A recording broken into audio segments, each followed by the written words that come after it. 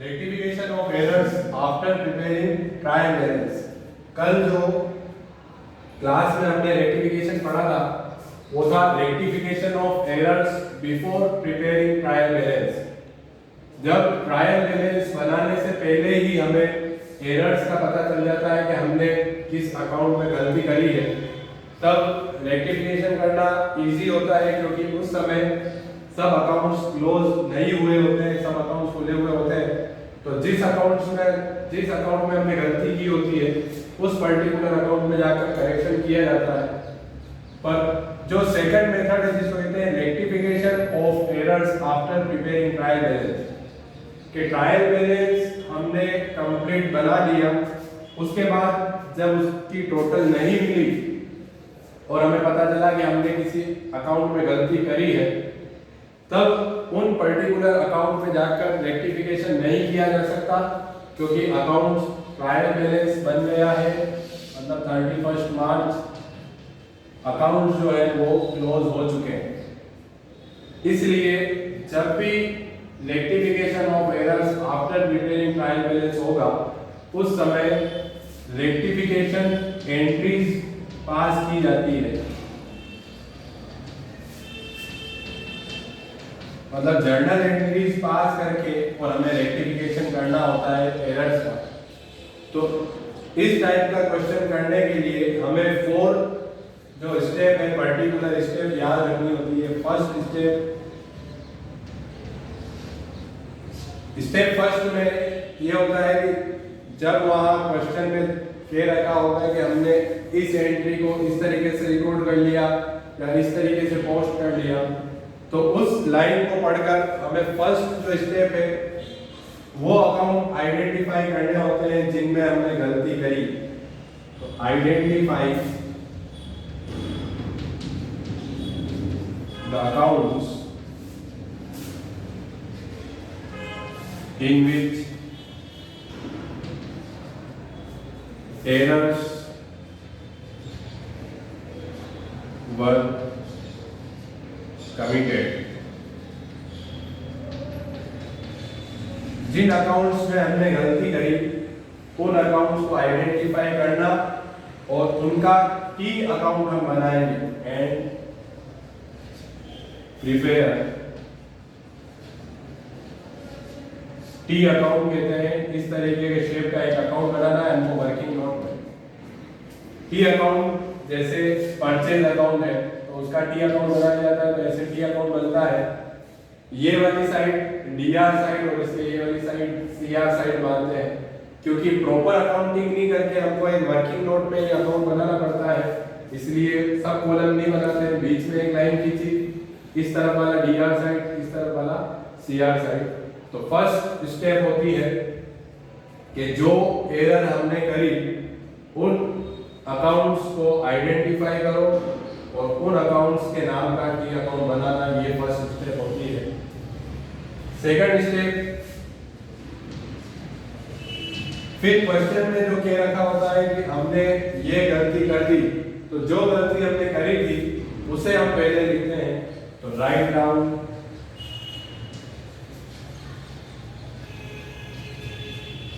the error which was committed।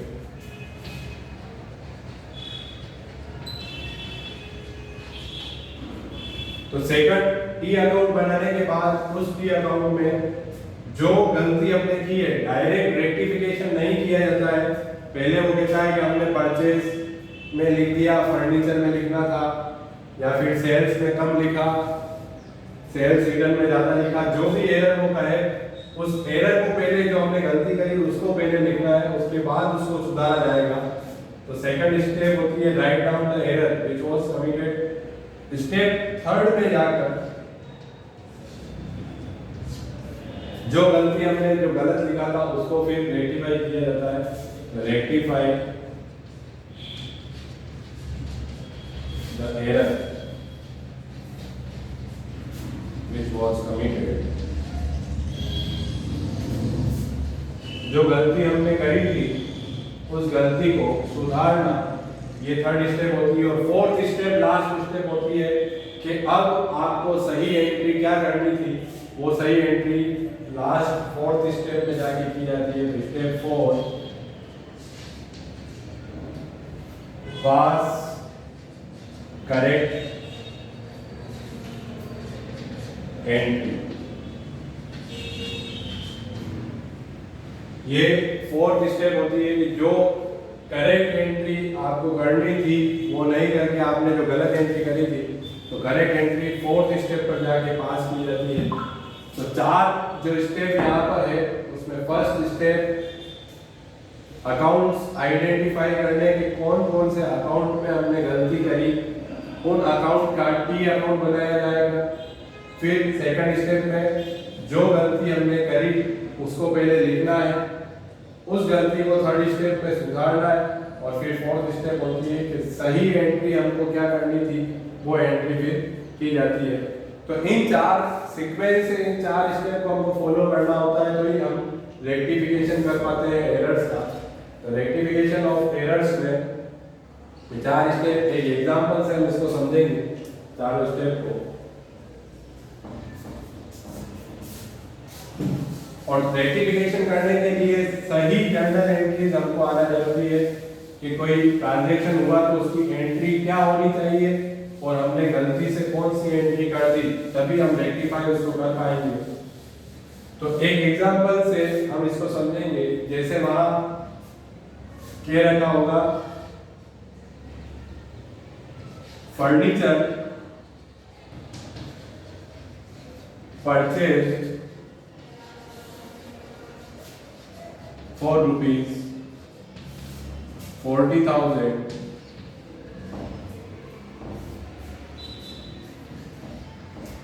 posted to purchase account।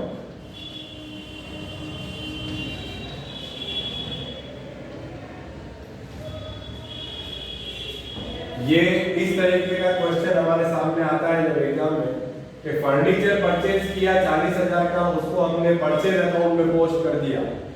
जबकि हमारे accounting principle कहते हैं कि जब भी कोई फिक्स्ड एसेट्स परचेज की जाती है तब परचेज वर्ड नहीं आता है, परचेज वर्ड सिर्फ गुड्स परचेज करने के लिए ही यूज करते हैं। तो कहता है फर्नीचर परचेज किया हमने, तो फर्नीचर अकाउंट डेबिट करना था और हमने परचेज अकाउंट को डेबिट कर दिया। तो अब जैसे इसको हमें रेक्टिफाई करना होता है कि जो गलती हमने कर दी, तो यहाँ पर मेथड का नाम है rectification of errors after preparing trial balance. तो हम परचेज अकाउंट और फर्नीचर अकाउंट में जाके उन पर्टिकुलर अकाउंट में जाकर करेक्शन नहीं कर सकते क्योंकि 31 मार्च आ चुका है और हमने वो अकाउंट्स बंद कर दिए। इसलिए हम उन अकाउंट में जैसे कल हमने रेक्टिफिकेशन किया था उस तरीके से नहीं कर सकते। इसलिए हमको इस तरह की कोई जर्नल एंट्री करें जिससे पहले वाली जो गलती हो वो सही हो जाए। तो उसके लिए जो अभी 4 स्टेप समझेंगे। फर्स्ट स्टेप होती है identify the accounts in which errors was committed. तो कहता है यहाँ ये लाइन पढ़ के आपको देखना होता है कि कौन कौन से अकाउंट में हमने गलती करी। तो कह रहा है कि फर्नीचर परचेज किया तो फर्नीचर में लिखना था, फर्नीचर अकाउंट में वहां नहीं लिखा और परचेज अकाउंट में लिख दिया। तो 2 अकाउंट में गलती हुई। एक फर्नीचर अकाउंट, क्योंकि फर्नीचर अकाउंट में लिखना था नहीं लिखा, और सेकंड परचेज अकाउंट में भी गलती करी है कि परचेज अकाउंट में हमको नहीं लिखना था और वहां लिख दिया। तो फर्स्ट स्टेप होती है जिन अकाउंट में गलती करी उनके टी अकाउंट बनाओ। ये इस तरीके से टी अकाउंट बनाया जाता है। फर्स्ट स्टेप ये कंप्लीट हुई, हमने आइडेंटिफाई किए 2 अकाउंट्स, इन दोनों अकाउंट्स में हमने गलती करी थी। सेकंड स्टेप है write down the errors which was committed, कि जो गलती आपने करी गलती से उसको जहां लिखा वो पहले लिखो। तो कह रहा है फर्नीचर परचेज किया और उसको हमने परचेज में लिख दिया। तो परचेज को हम डेबिट करते हैं तो हमने गलती से कहां लिखा होगा, परचेज के डेबिट में लिख दिया। तो ये सेकंड स्टेप हुई कि जो गलती हमने करी उस गलती को लिखा जाता है। अब थर्ड स्टेप से रेक्टिफिकेशन स्टार्ट होता है। परचेज अकाउंट में नहीं लिखना था, हमने 40,000 रुपए लिख दिए, तो परचेज को वापस सीआर में अगर 40,000 रुपए लिख दोगे तो डीआर और सीआर आपस में लेस हो जाएंगे। तो परचेज अकाउंट को अगर वापस 40,000 से सीआर कर दिया जाए तो जो उसमें हमने 40,000 लिखे थे वो रेक्टिफाई हो जाएगा। इसके बाद जो फोर्थ स्टेप होती है कि सही हमें कहाँ लिखना था, तो हमें लिखना था फर्नीचर अकाउंट के डेबिट में, नहीं लिखा तो उसको हम लिखेंगे फर्नीचर अकाउंट डीआर, तो इसके डेबिट में 40,000 रुपए लिखे। तो रेक्टिफिकेशन एंट्री जो बनेगी ये डीआर साइड है, ये सीआर साइड है, तो ये डेबिट हो रहा है तो फर्नीचर अकाउंट डेबिट और परचेज अकाउंट क्रेडिट, इस तरीके से एंट्री करेंगे, ये रेक्टिफिकेशन एंट्री होगी। Furniture account debit to purchase account, furniture account debit to purchase account 40,000 रुपए दोनों में लिखे जाएंगे और ये रेक्टिफिकेशन एंट्री कंप्लीट। तो कल जो हमने क्वेश्चन किया था वो बिफोर प्रिपेयरिंग ट्रायल बैलेंस था, जब ट्रायल बैलेंस बनाने का समय नहीं आया और उससे पहले ही हमें पता चल गया था कि हमने किसी अकाउंट में गलती करी, तो उस समय अकाउंट्स खुले हुए होते हैं, तो हम डायरेक्ट उन पर्टिकुलर अकाउंट्स में जाके करेक्शन कर देते हैं कि कुछ कम लिखा, ज़्यादा लिखा। तो लेकिन ट्रायल बैलेंस बनने के बाद जब हमको एरर्स का पता चलता है तो हम उन अकाउंट में जाकर टू अंडरकास्ट ओवरकास्ट नहीं लिख सकते, हमें जर्नल एंट्रीज के थ्रू रेक्टिफिकेशन करना होता है। तो उसमें इस तरीके से टी अकाउंट बनाने और ये सर्कल बनाकर रेक्टिफिकेशन किया जाता है। जिस तरफ सर्कल होता है उस हिसाब से आपको एंट्री, जैसे फर्नीचर अकाउंट के डेबिट में सर्कल है तो इसको डेबिट किया जाएगा, और परचेज अकाउंट के क्रेडिट में सर्कल है तो इसको क्रेडिट किया जाता है। तो ये rectification of errors after preparing trial balance. और एक जो थर्ड रेक्टिफिकेशन होता है उसमें rectification in next financial year, अगले साल में जाकर जो होता है वो रेक्टिफिकेशन किया जाता है। वो 11th में अभी हमारे कोर्स में नहीं है, तो हमें 3 टाइप के रेक्टिफिकेशन में से सिर्फ 2 टाइप ही पढ़ना है, before preparing trial balance and after preparing trial balance. अब यहाँ पर मान लो कभी किसी क्वेश्चन में सिर्फ एक ही अकाउंट में गलती की हो, दूसरे में नहीं की हो, और हमें जर्नल एंट्री करने के लिए कम से कम 2 अकाउंट की जरूरत होती है, तो उस सिचुएशन में हम सस्पेंस अकाउंट के थ्रू जर्नल एंट्री करेंगे। वहाँ सस्पेंस अकाउंट लिखा जाएगा।